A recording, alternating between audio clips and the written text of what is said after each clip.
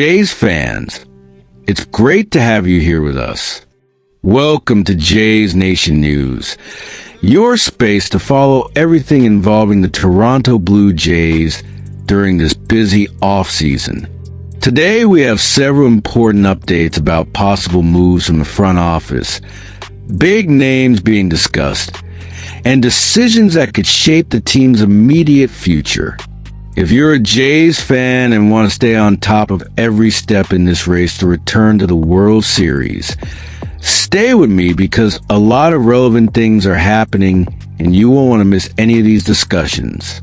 So let's get straight to the point and start with the first major update of the day. Before that, take a moment to like the video, subscribe to the channel, and help our blue and white community grow even more. Here, we follow every rumor, every negotiation, and every detail that might influence our team, always with the clear and friendly coverage that Jays Nation deserves.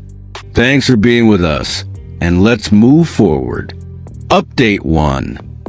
The first piece of news involves a name that needs no introduction and naturally moves any off-season conversation. Fernando Tatis Jr. According to recent analyses, the Blue Jays are among the teams interested in exploring a possible trade with the San Diego Padres, should the club truly be open to moving their star. Toronto is coming off one of the most remarkable campaigns in recent years and proved that it is very close to capturing the title, so it makes sense that the front office is evaluating high-impact moves. Tatis is exactly that type of player, someone who elevates the level of an entire lineup and who, even with a high financial cost, delivers elite production in nearly every area of the game.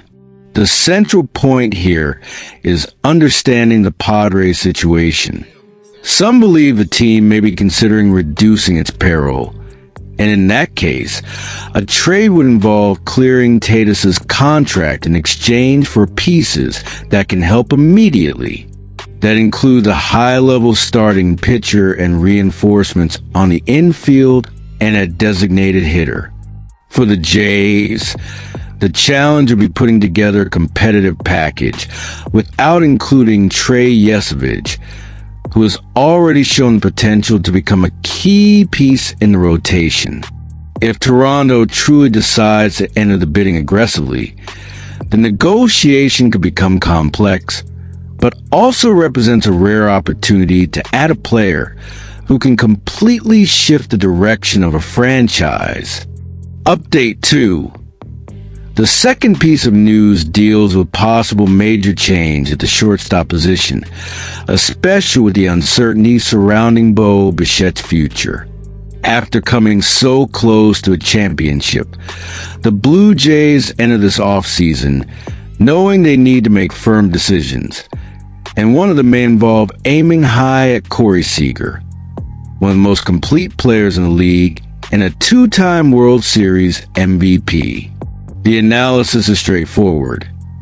If Bichette is truly on his way out, Seager emerges as the strongest available alternative, someone who provides immediate impact and experience in decisive moments.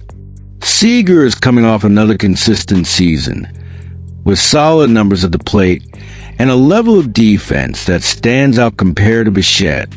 Even though he is a few years older, he brings a combination of power, consistency, and on-field presence that could fit very well with the Jays' current structure.